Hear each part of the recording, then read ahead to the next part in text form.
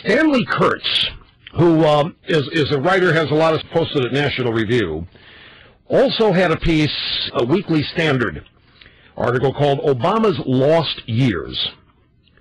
Now, as explained by Stanley Kurtz, so this is about Chicago, and this is key to understand, Obama recommended Bill Ayers. Now, Bill Ayers is the American-hating terrorist who tried to blow up the Pentagon, married to an American-hating woman named Bernadette Dorn, or Bernadine Dorn, one of the two. Obama recommended Bill Ayers' 1997 book on the Chicago juvenile court system, a book entitled A Kind and Just Parent.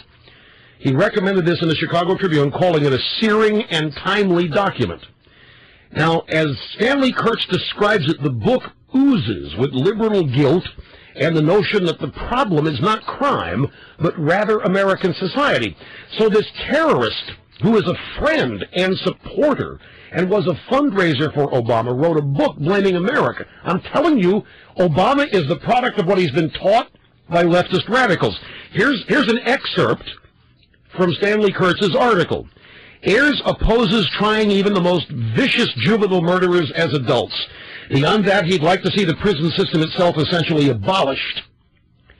Unsatisfied with mere reform, Bill Ayers wants to address the deeper structural problems of the system, the American system. Ayers argues that prisons artificially impose obedience and conformity on society, thereby creating a questionable distinction between the normal and the deviant. The unfortunate result, says Bill Ayers, is to leave the bulk of us feeling smugly superior to society's prisoners. Home detention, Ayers believes, might someday be able to replace the prison. Ayers also makes a point of comparing America's prison system with the mass detention of a generation of young blacks under South African apartheid.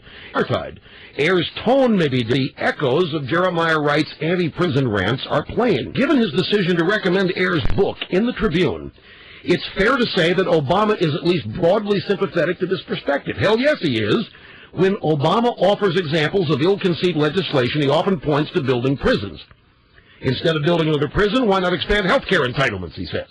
Biographer David Mendel cites Obama's irritation with fellow legislators who grandstand by passing tough-on-crime legislation while letting bills designed to bring structural change language.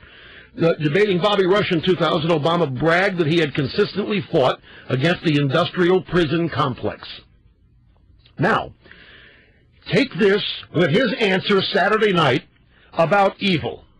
In fact, Mike, let's go back and get that answer on evil from the Anointed One. Let's see. Help me find it real quick if you can. Let's see, evil. The audio is number 3. Yes.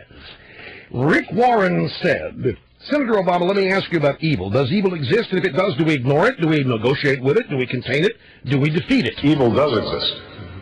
I mean, I think we see evil all the time. We see evil in Darfur.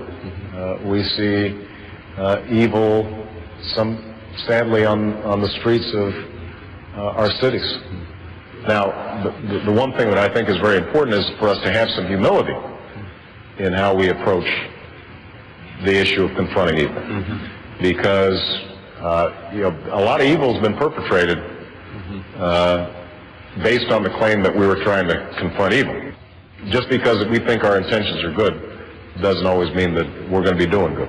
That sounds like it makes total sense for somebody who believes the industrial prison complex is bad and agrees with some idiot that we need to get rid of prisons and just make home detention where the people not in starting to feel too smug and to people who are in prison.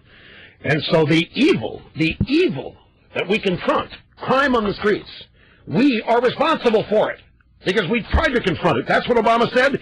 Dovetails exactly with what Stanley Kurtz found in Bill Ayers' book that Obama recommends.